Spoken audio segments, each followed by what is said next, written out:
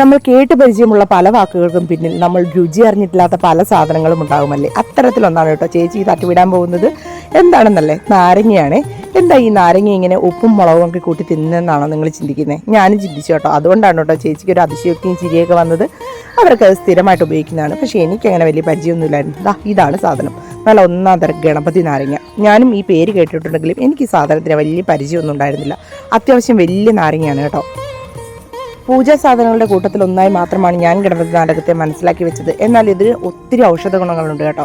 ഇതിൻ്റെ ഈ ഒരു ഭാഗം ചെത്തി എടുത്തിട്ട് നമുക്ക് വെറുതെ ഉപ്പോ അല്ലെങ്കിൽ മുളകോ ഒക്കെ കൂട്ടി തിന്നാം, ഇല്ലെങ്കിൽ വെറുതെ പച്ചക്കും കഴിക്കാം. ഈ ഒരു ഭാഗത്തിന് പുളി കൂടുതലാണ്, പക്ഷെ വളരെ കുറച്ചേ ഉണ്ടാവുള്ളൂ. കണ്ടില്ലേ, ഇതുപോലെ ഇതിൻ്റെ തോല് ചെത്തി കളഞ്ഞതിന് ശേഷം മുറിച്ചിട്ടാണ് കേട്ടോ അച്ചാർ മറ്റി ഇടുന്നത്. തൈകളായിട്ടും അതുപോലെ തന്നെ ഇതുപോലെ നിൽക്കുന്ന ചെറിയ നാരങ്ങ മരത്തിൽ നിന്നും കമ്പുകൾ ഒടിച്ച് തറയിൽ കുത്തിക്കഴിഞ്ഞാലും പുതിയ തൈകൾ ഉണ്ടാക്കിയെടുക്കാം. ആമസോണിൽ ഈസി ആയിട്ട് അവൈലബിൾ ആണ്. ഒന്ന് സെർച്ച് ചെയ്ത് നോക്കിയാൽ മതി ഗണപതി നാരകമെന്ന്.